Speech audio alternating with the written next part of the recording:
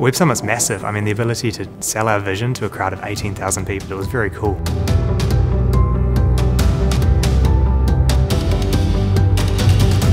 The experience has been amazing. We created great connections with people.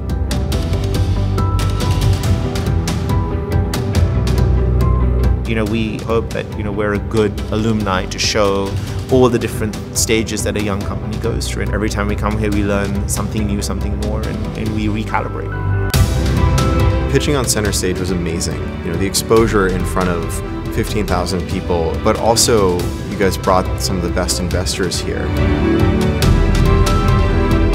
I am tired of people saying they just can't find good, diverse entrepreneurs to fund. You can address a lot of that, I think, by coming to a conference that has invested the time to make sure you've got diverse people here to network with.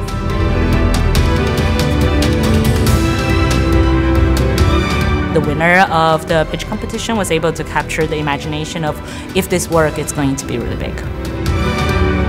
I think it's a huge opportunity for people who are just starting up their companies to meet the most interesting people. I'd encourage every startup to get involved.